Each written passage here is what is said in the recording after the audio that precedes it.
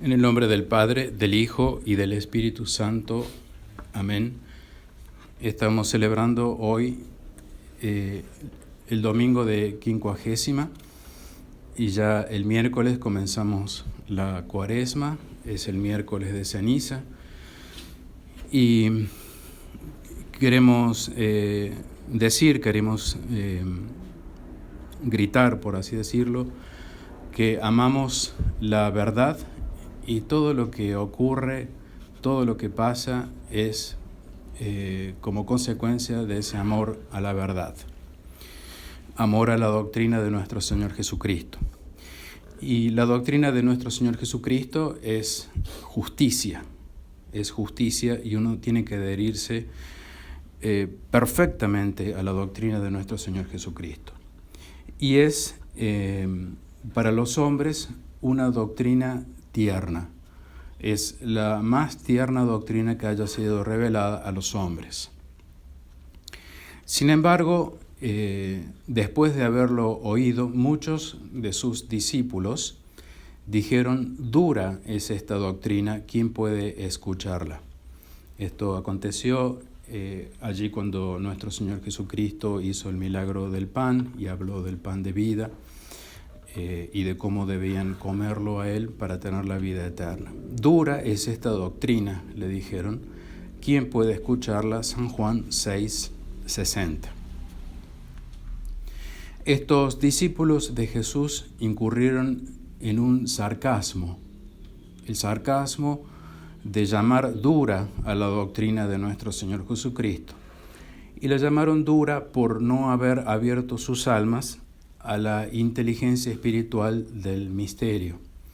La llaman dura por no amar la verdad. Cuando uno se opone a la verdad o va en contra de la verdad o no permite que la verdad aflore, las cosas se hacen o se vuelven muy duras. Por eso llaman dura a la doctrina de nuestro Señor Jesucristo. Él había dicho que Él es el pan que bajó del cielo. El pan que bajó del cielo, San Juan 6:41. Y que debían comerlo para tener vida eterna. Dijo: he aquí el pan, el bajado del cielo, para que uno coma de él y no muera. San Juan 6:50. El pan bajado del cielo, que nos da para que comamos y no muramos, es su carne. El pan que yo daré es la carne mía. San Juan 6:51. Entendieron literalmente que debían comer carne humana. Y todo esto les pareció duro a muchos de sus discípulos. Dura es esta doctrina de tener que comer carne humana. Y Jesús, conociendo interiormente que sus discípulos murmuraban sobre esto, se quejaban de que tenían que comer carne humana, les dijo: ¿esto os escandaliza? San Juan 6:61.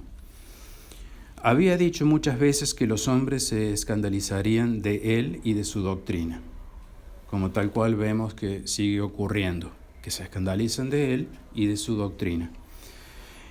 Y lo había atribuido a la falta de fe de estos discípulos, que se habían rebelado en contra de la doctrina de nuestro Señor Jesucristo, llamándola dura. Os lo he dicho a pesar de que me habéis visto, no creéis, les dice Jesús. San Juan 6:31.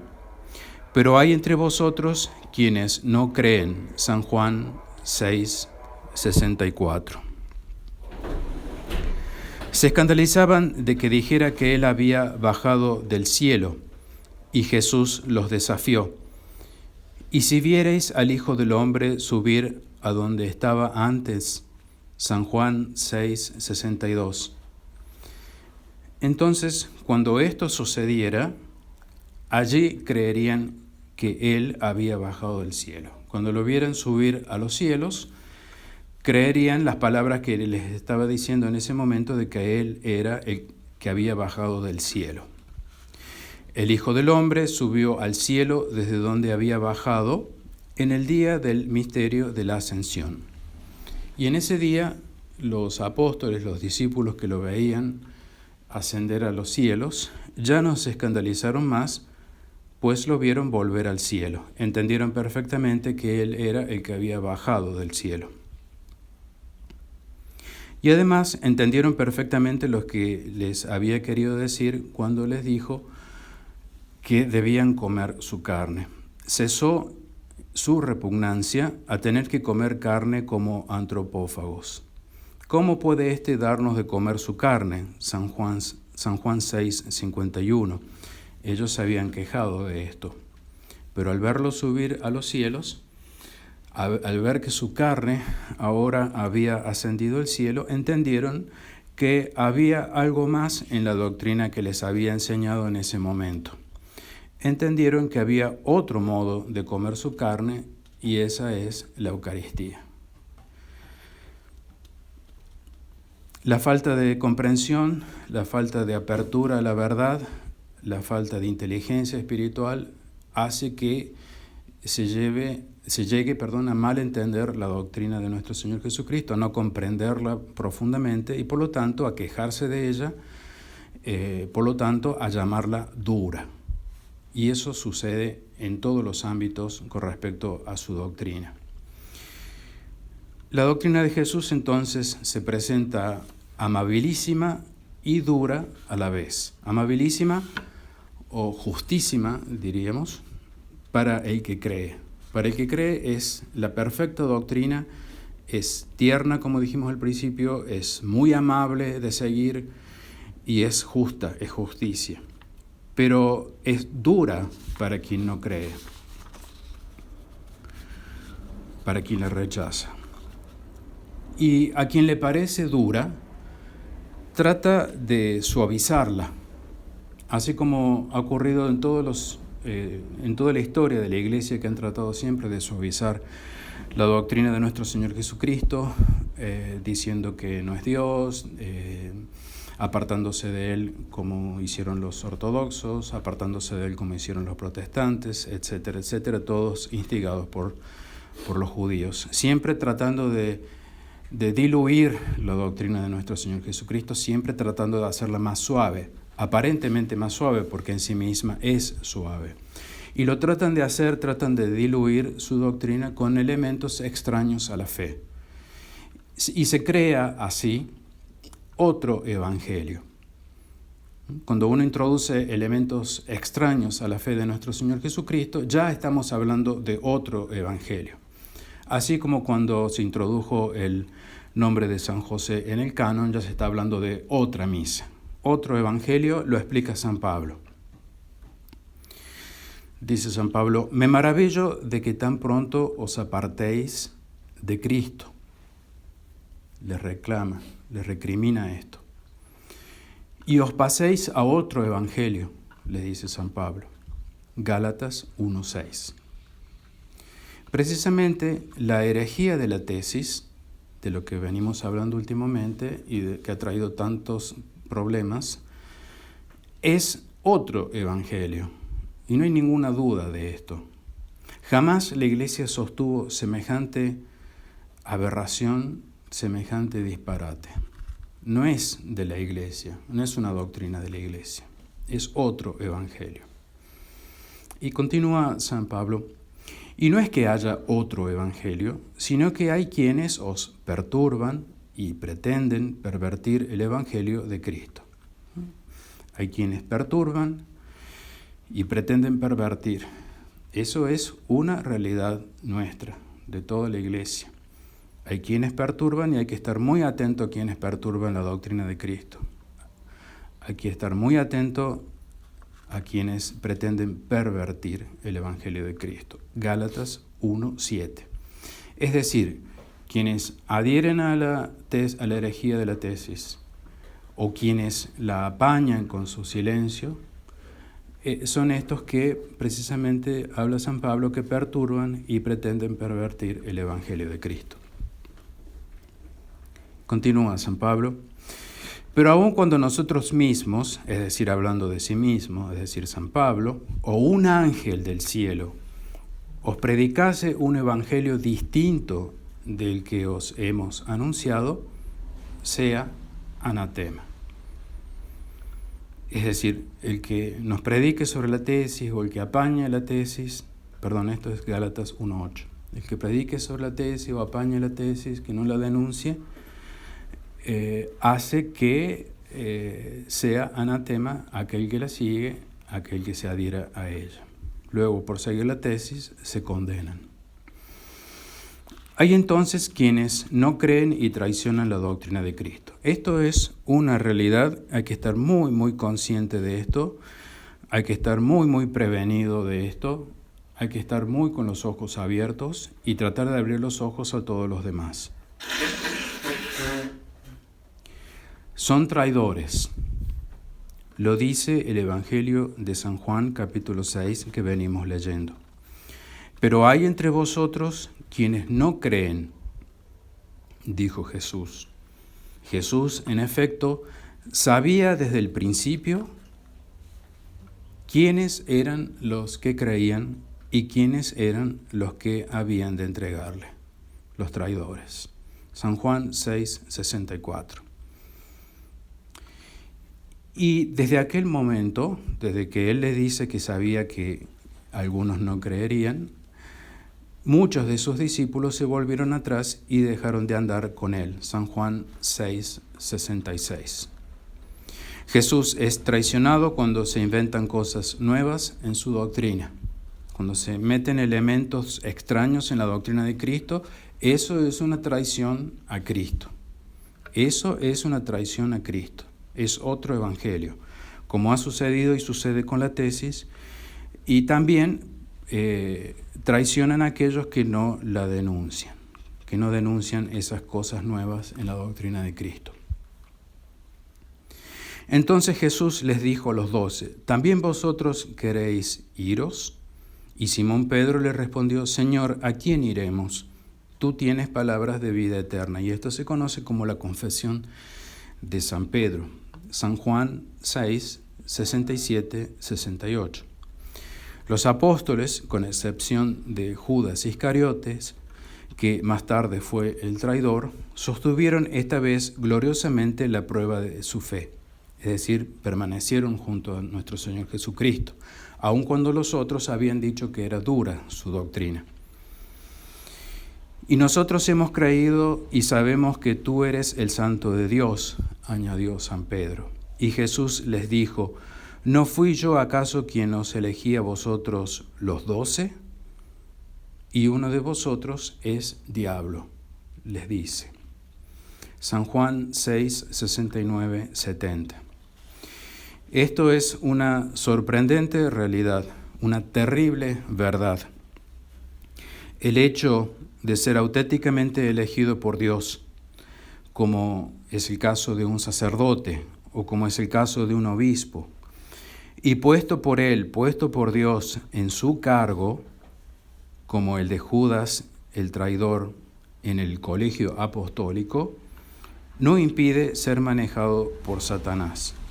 Un sacerdote, un obispo, un Judas en el colegio apostólico pudieron y pueden ser perfectamente manejados por Satanás.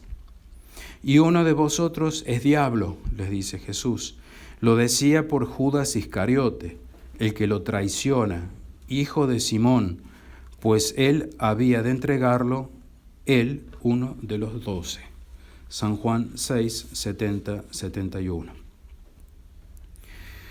No nos escandalicemos entonces de que haya entre nosotros quienes lo traicionan, de que haya sacerdotes y obispos que lo traicionan. Son diablos, lo dice Jesucristo. Son asesinos de almas, como lo es el diablo. Y si uno de los 12 lo traicionó, ¿por qué no otros? Mas las almas que mueren santamente en la verdadera doctrina, especialmente aquellos que esperan y aman su venida, mueren con la esperanza de la gran bienaventuranza que es la venida de la iglesia triunfante en la parusía. Los siguientes textos que voy a leer son la lección y el evangelio de la misa de difuntos. No queremos, hermanos, dice San Pablo, que estéis en ignorancia acerca de los que duermen, es decir, de los que han muerto, para que no os contristéis como los demás que no tienen esperanza.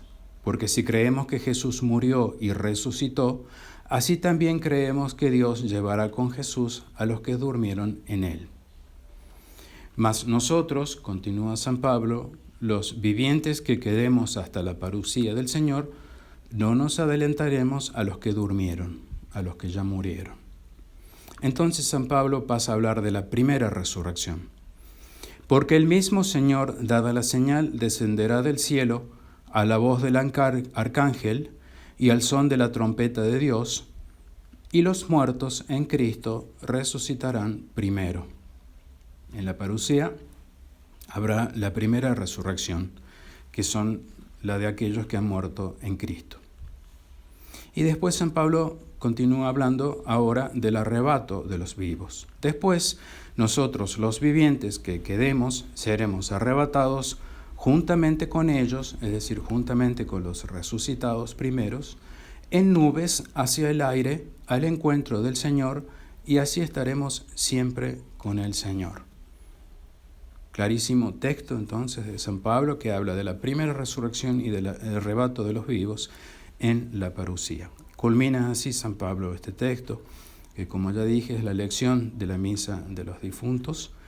Consolaos pues mutuamente con estas palabras. Consolaos con estas palabras, es decir, consolados con que va a haber una primera resurrección, consolados con que va a haber un arrebato de los vivos. 1 Tesalonicenses 4, 13, 18.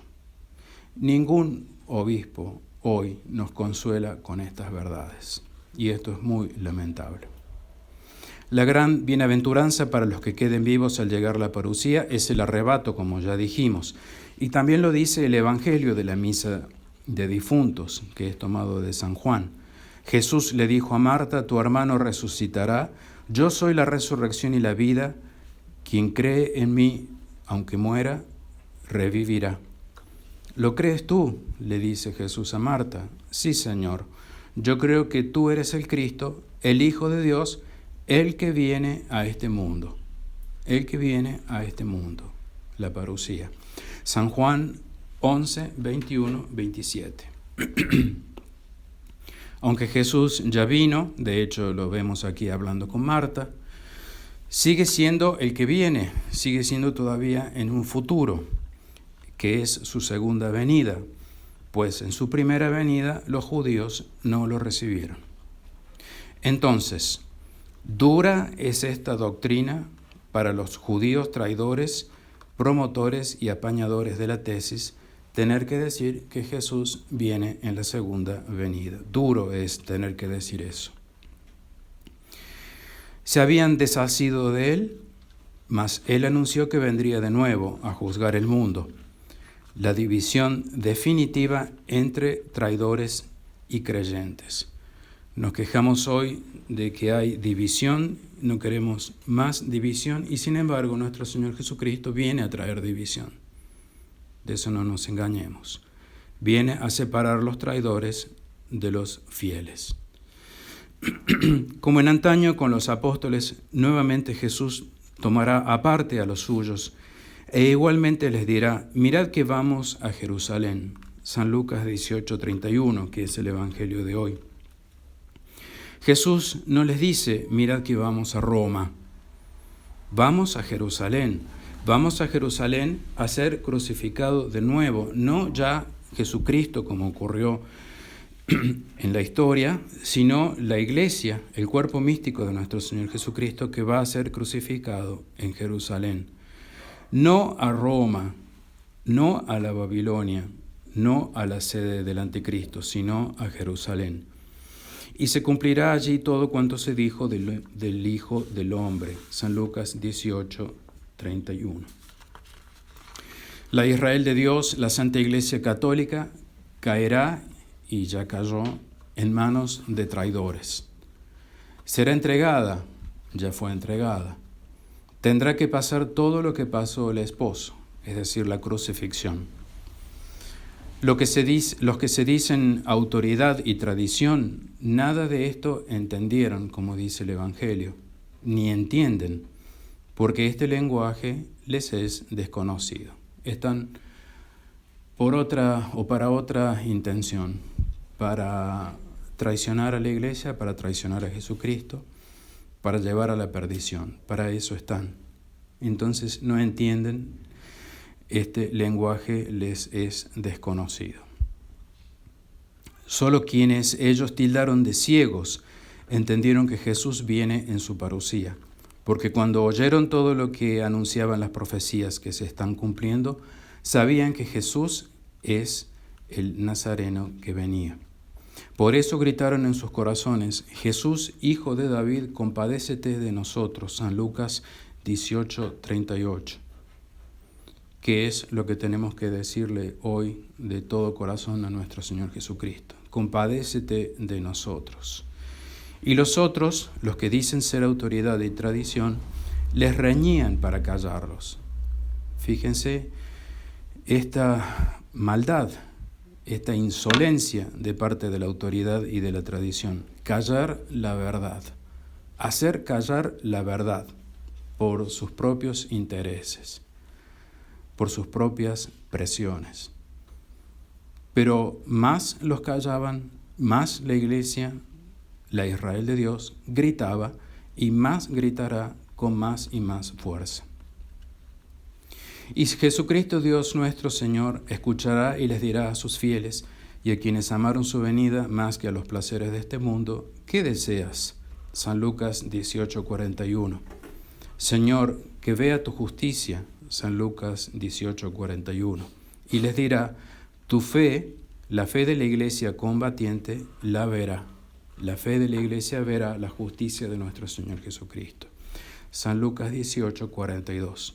Y la veremos, si es que no moriremos antes, con la más grande esperanza de la primera resurrección.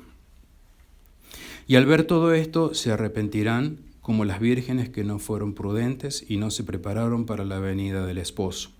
A estos les dirá: no os conozco. El castigo y el sufrimiento del anticristo a los que se apartaron de la verdad. No os conozco. Mas a los fieles el Señor les concederá lo que habían deseado, el arrebato, para los de buena doctrina, los que fueron fieles. Si nos equivocamos, si nos llegamos a desviar de la verdad, huyan, por favor, de nosotros, huyan de mí si me llego a desviar de la verdad, si llego a dejar de seguir a nuestro Dios, a nuestro Señor Jesucristo. Solo a Dios y solo a la verdad hay que seguir, jamás seguir a los hombres. Ven pronto, Señor Jesús, porque si tardas, ni siquiera los elegidos se salvarían. En nombre del Padre, del Hijo y del Espíritu Santo. Amén.